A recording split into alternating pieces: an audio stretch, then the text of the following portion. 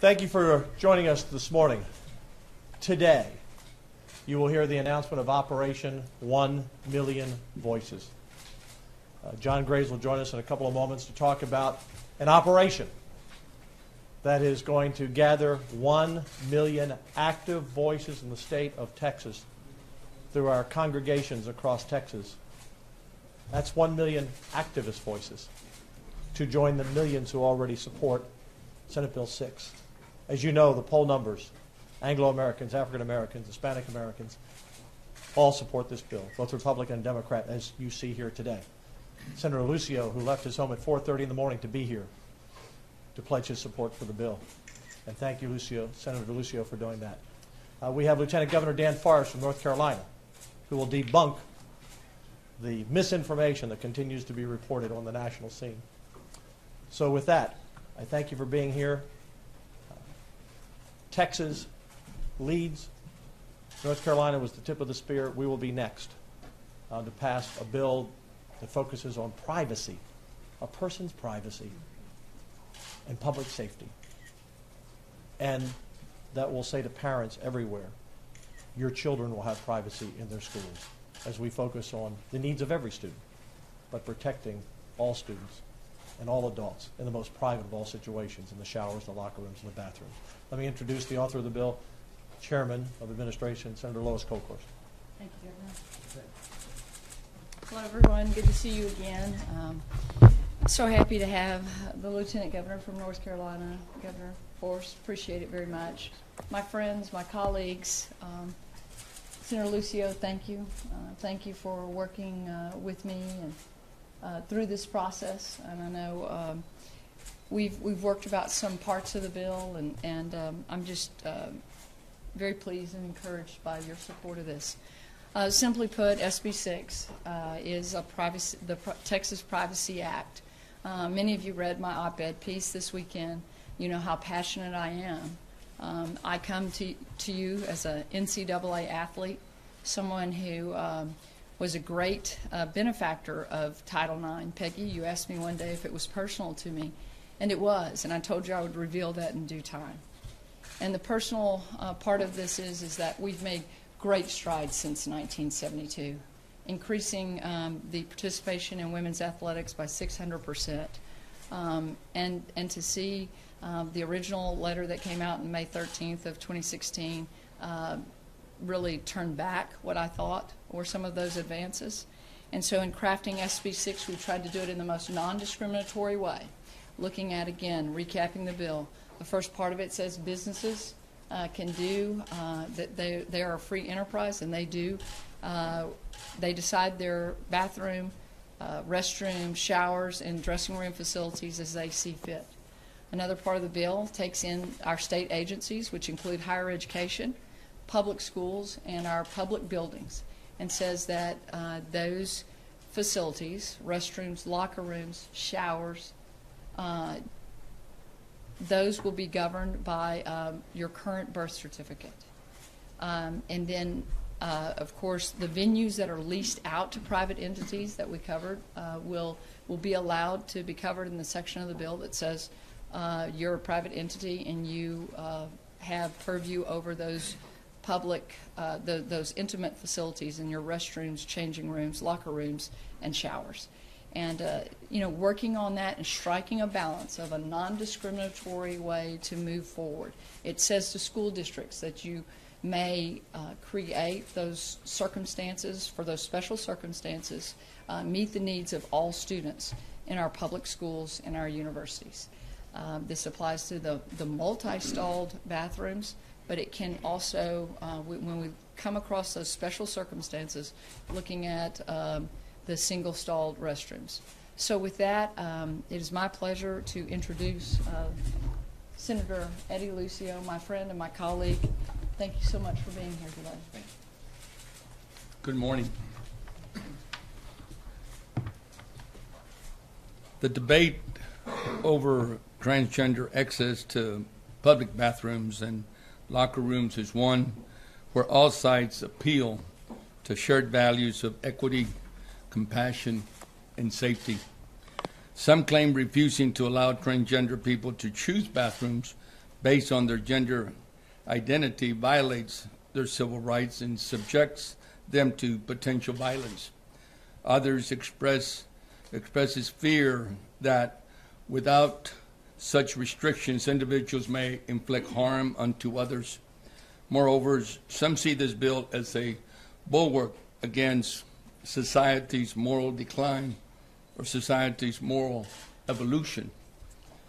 I would argue that these arguments are all important, but are not mutually exclusive of one another. We can be compassionate and fair to all while working to defend human dignity, to avoid bigotry, and to respect religious liberty and individual morality.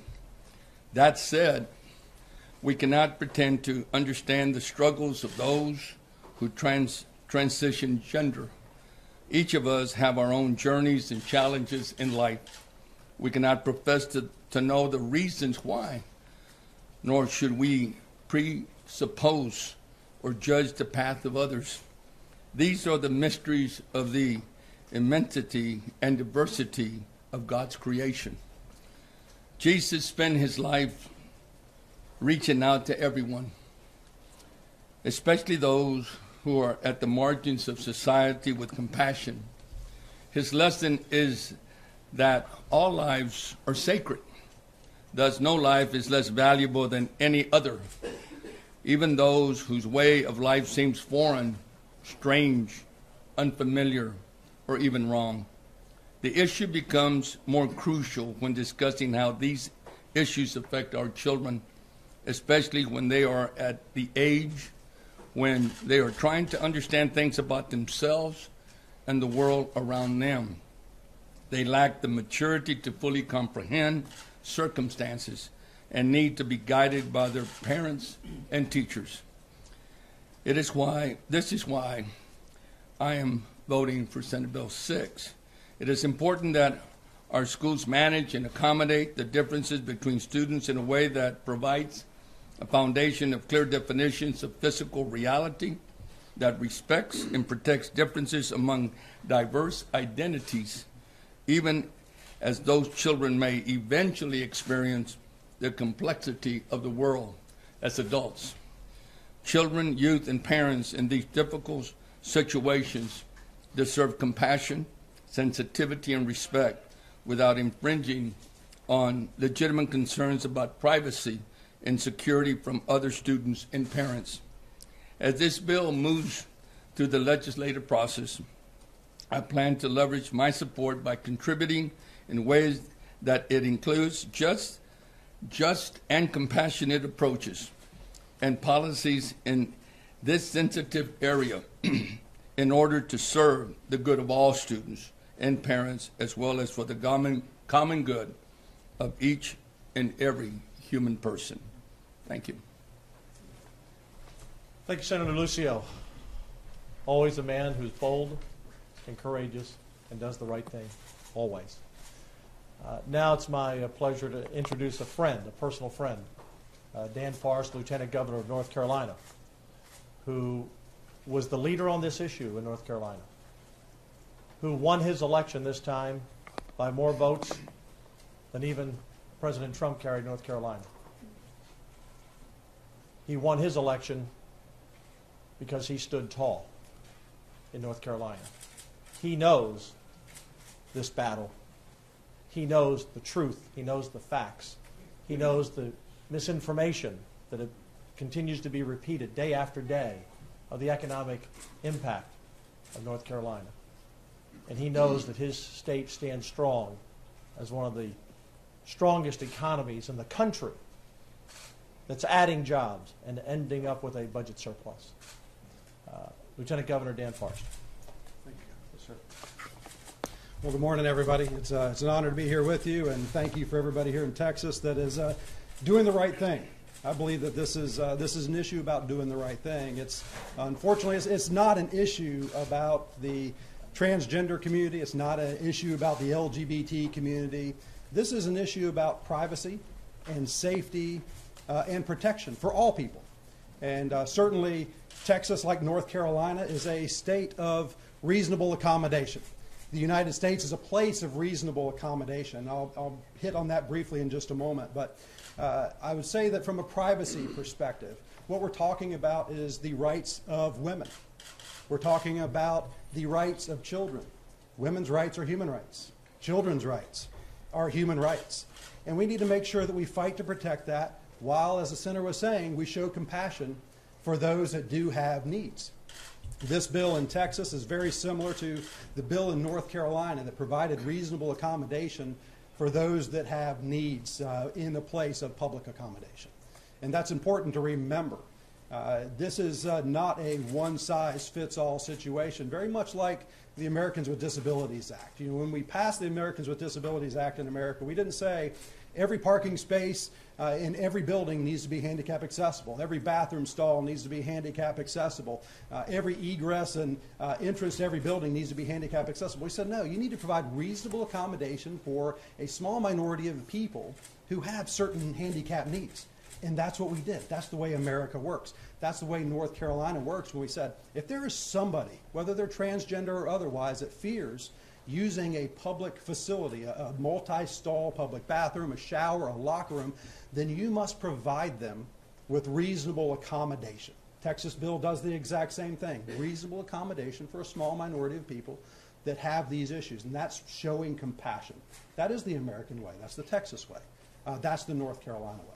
The narratives will be many in Texas, just like they have been in North Carolina. These have gone from anti-transgender narratives to anti-LGBT narratives to the most discriminatory bill ever known to man in the world to civil rights issues to you name it. I mean, there's been at least 15 narratives in North Carolina over this. But the point is, this has never been about anything but privacy and safety and security for women and children. And it's really just about doing the right thing. And so I encourage you all for doing the right thing.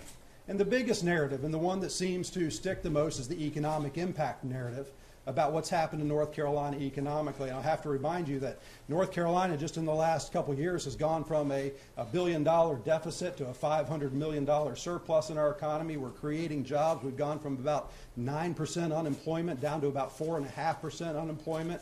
Forbes magazine ranks us second best place in the country to do business. CEO magazine ranks us #1 best place for business. We are growing jobs. Our economy is growing. You look in Charlotte, where the Charlotte ordinance started. The reason all of this happened was because of an illegal ordinance passed in the city of Charlotte. There are dozens of tower cranes in the city of Charlotte right now, and the economy is booming. In fact, if you look at the most extreme instances of economic impact, by the media and by the universities and the people that come out and say this is the impact, that most extreme impact equates to 0.1% of our annual GDP. That's the economic impact, 0.1% of our annual GDP. No businesses left North Carolina. No businesses left. In fact, the story you hear is PayPal didn't expand by 400 jobs. This was a year ago. We create 400 jobs probably every week in our state. You don't hear those stories, but we're creating jobs at a rapid pace in the state of North Carolina. And so this is not an economic issue. This is about doing the right thing. There is no price tag that you put on the head of a woman or a child in a place of public accommodation. You can't put a price tag on that, not for an NBA game, not for an NCAA championship. This is about doing the right thing, and I'm proud to stand with my friends in Texas to do the right thing. So thank you very much.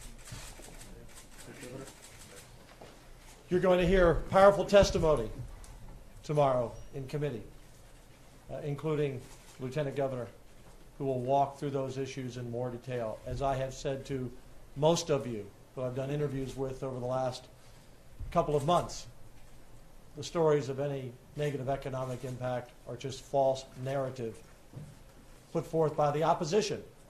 We look to our own city of Houston, where the voters came together and stood up. 61% rejected the mayor's policies, and no economic impact, no negative impact, no business left. I don't know if one business decided not to count. A Super Bowl, an NCAA tournament, all is well in the state of North Carolina and the state of Texas. In fact, some might argue that when you have policies that protect women and children, when you have policies that protect women and children, that's an added value to want to move your business to Texas. I mentioned that we are, would someone please turn off that phone? Thank you. I mentioned that today we're launching Operation 1 Million Voices. 1 million voices who will be active to see this legislation get to the governor's desk. I'm also proud to say that we fully anticipate that this bill will pass out of committee and pass off the Senate floor. And these members who are here representing churches, black, white, and brown across the state, are here to thank the members who support the legislation and hopefully persuade those who may not have all the facts to support the legislation. So the head of this operation is John Graves from Vision America. John, will you step up and talk about a little bit? Oh, here we go, John. Thank you very much. Yes, sir. Thank you very much, Lieutenant Governor. We're very happy to announce, as the Lieutenant Governor said, over 1 million Christians that we're going to educate and mobilize in this process by serving pastors of all races and all denominations. We're starting today and tomorrow as day one and day two, where we have over 300 pastors from west of Midland, north of Amarillo, the Valley, Texarkana, all across this state.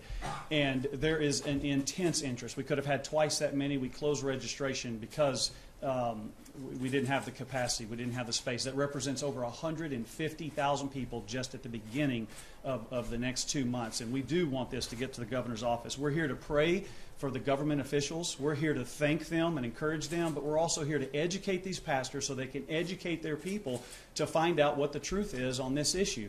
It is an issue of privacy and of safety for the women and children in this state.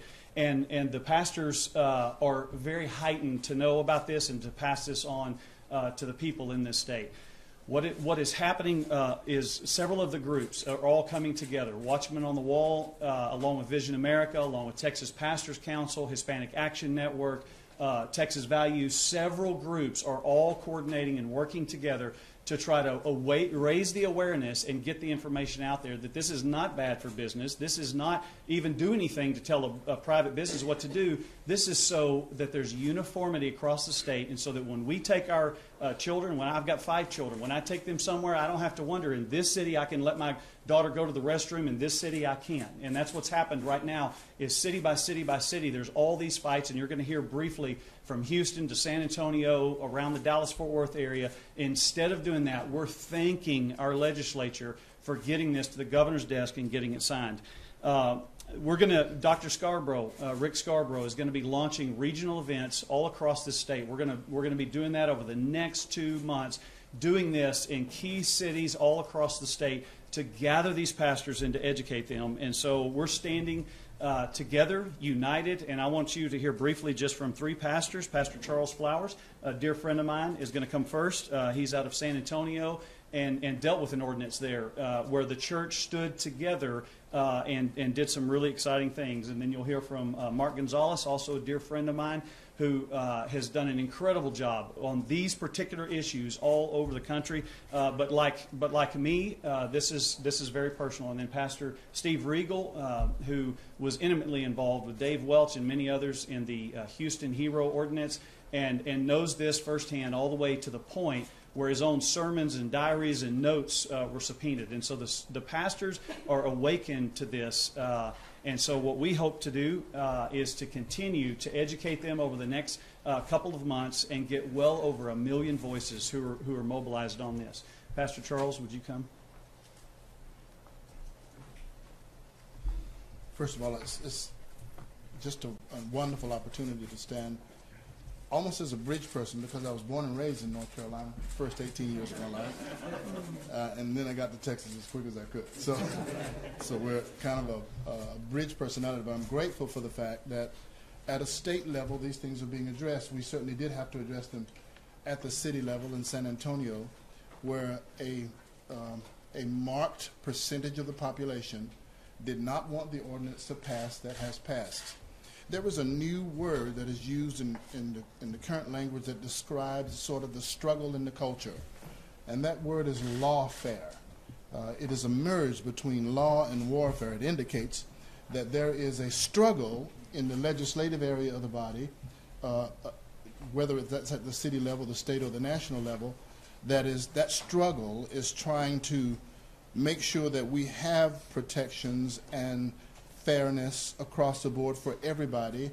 And another piece of that simply wants to remove what has been historically a Judeo-Christian foundation from the nation and replace it with something that no one can really define.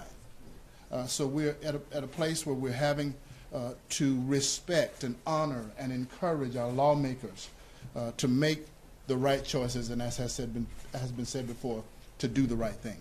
Thank you so much.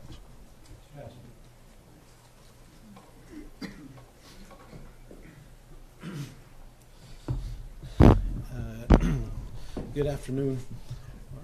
We're here to also announce, as Hispanic Latino churches across this state, that we're lending our support to not only SB 6, but also to this 1 million voices. For us, as the Latino community and Latino churches, this is not about pinning one people group against another. This is about public safety and decency. And from that standpoint, we are knowing that the community, the church and the community, represents all these entities, from the business sector, from private sector, and of course our congregations at large and the individuals and their families. And because of that, as we're seeing across the state and even around the nation, as these privacy bills and non-discrimination ordinances continue to be implemented, we commend our leadership here in Texas as willing to take a stand and say at the state level, we're going to do something to provide these protections across the state. And so with that, we're excited about what's taking place. We can continue to encourage our leaders. We want to see this get to our governor's desk and be passed here in the state of Texas once and for all to provide these protections for our children.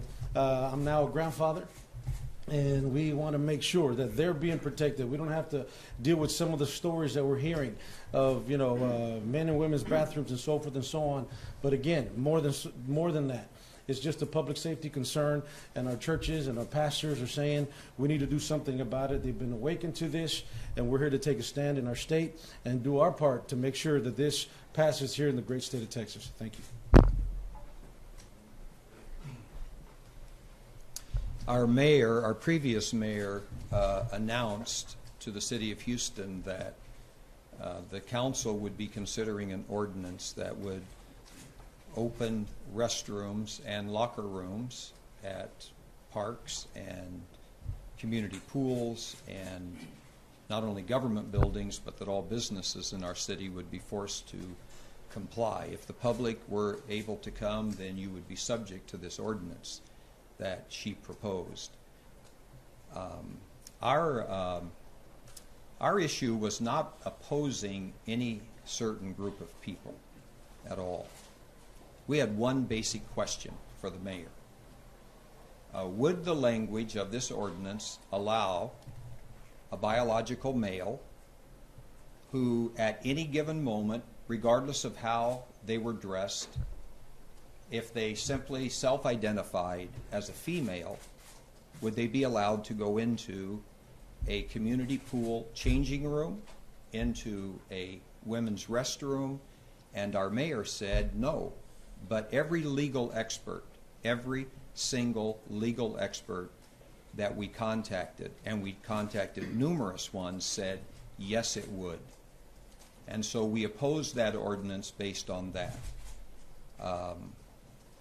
We had a poll conducted by a polling company. If I remember right, they contacted 7,000 people in Houston.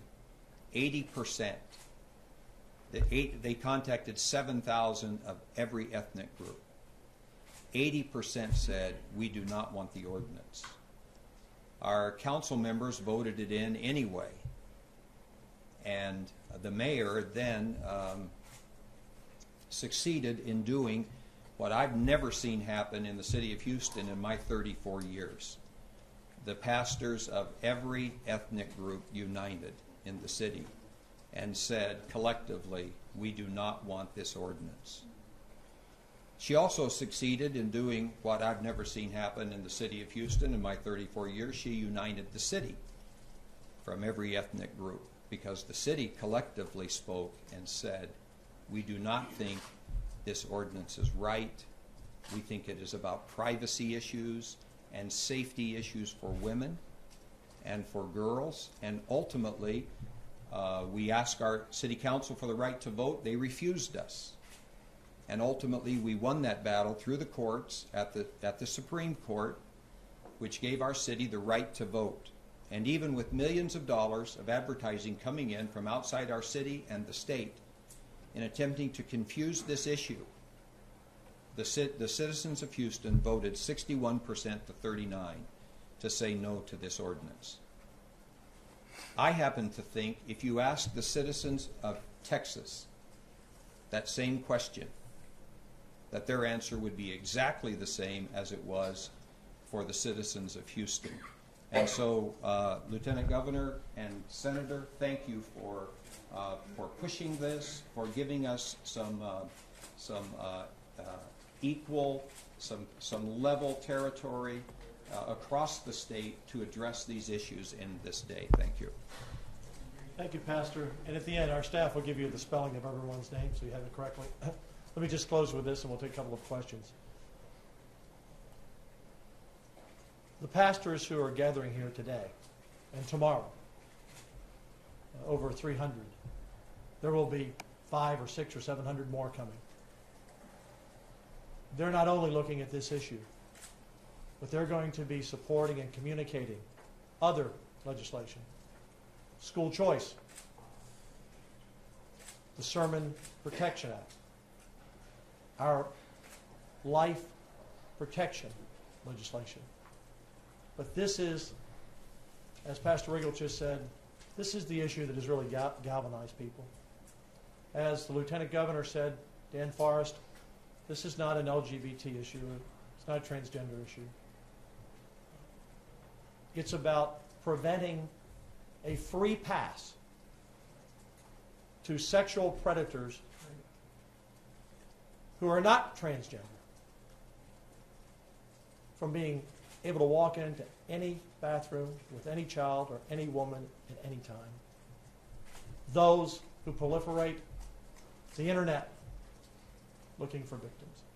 You'll hear testimony tomorrow from women who have found cameras in bathrooms now planted by men. And this is when they had to sneak in to do it. We don't want to give those sexual predators a free pass into the privacy of a ladies' room, a shower, or a locker room. And as Lieutenant Governor Dan Forrest said, and Lois Colcor said, the champion on this bill, and the author, we make accommodations for people who need special accommodations, as our schools have always done. This wasn't an issue a year ago. It came from nowhere. And we fought it back in Fort Worth. We fought the White House. And now we've had another school district. We can't have a superintendent here and a superintendent there and a superintendent here and a city here and a city there decide on their own policies that the vast majority of citizens do not want enacted. It's not a partisan issue. It's clear today by the churches that are here, by Senator Lucio who is here. And with that, we'll take 3 quick questions. For the 2 lieutenant governors, is it an appropriate, between the Charlotte ordinance and the Houston ordinance, is it an appropriate function of local government in the first place to be dictating restroom policies to private businesses? It's not in North Carolina. North Carolina's a Dillon Rule state. They don't have any authority over public accommodation. They don't have any authority over protected class status, which is what Charlotte's ordinance did, both of those things. So they broke the law when they passed their ordinance. And at the most basic level, what North Carolina legislature had to do was fix the law and return the status quo to where it was. And that's really what our bathroom policy ended up doing. Jason? Governor, politically speaking, does this legislation have much of a chance in the House or with the governor? Look, I don't speak for the governor. The governor supported North Carolina. The governor weighed in and supported our pastors in pushing back on the Houston ordinance. The governor has been very clear in his language to the NFL and the NBA. And by the way, it's not the owners that I'm focused on when I make a comment about those organizations. It's Roger Goodell. It's Adam Silver of the NBA.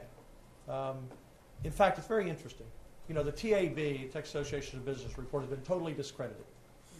Totally discredited. Even the professor said, and I'm paraphrasing, this was a student project not meant for the public arena.